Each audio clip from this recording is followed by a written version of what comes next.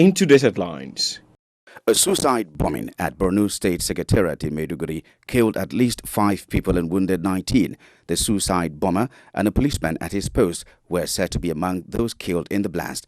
Correspondent Sani Ademu reports that the attack occurred at the entrance of the State Secretariat, where security operatives usually conduct checks.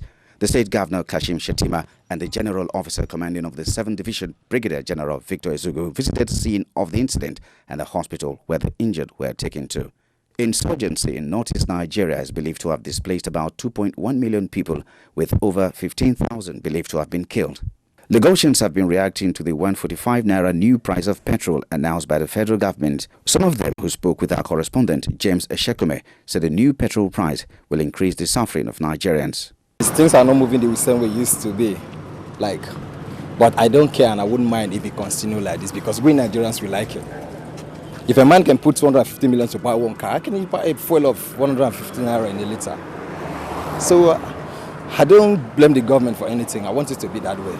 Let's keep enjoying it. Let's keep worrying about it. Because everything happens for the good. I believe maybe one day, somehow, something good will step in. Before, for this my tank, for my buy, I dey fill am 950 naira.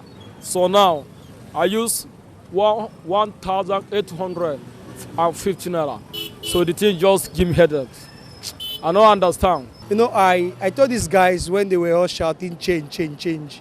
I told them a bread at hand is always better. We wanted change, now we have it.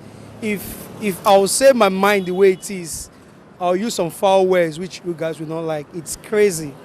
From 85 to 145, this is the first time this is happening in Nigeria. I stand to be corrected. It's absurd.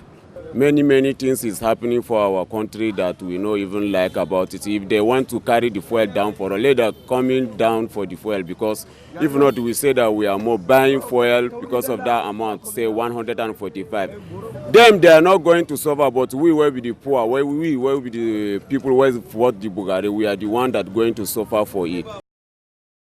The federal government raised 52.5 billion naira denominated bonds, where yields climbed across board on paper maturing in 2036, 2026, and 2020 at an auction this week. The Debt Management Office, DMO, said it sold 25 billion naira of 2036 paper at 13.9% at this week's auction, compared with 13.08% at the previous auction last month. It said it also sold 20 billion naira of 2026 debt at 13.74% against 12.6% and 7.5 billion naira of the 2020 debt at 13.24% against 12%. The DMO said subscriptions from investors stood at over 159 billion naira, lower than the over 206 billion naira demanded at the last auction.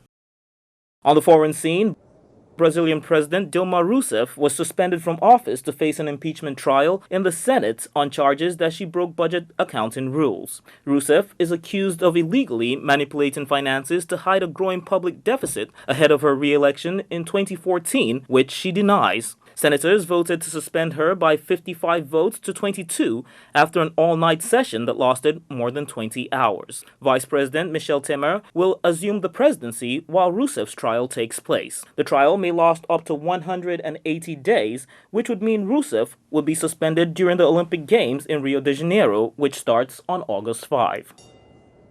And that's Headline News.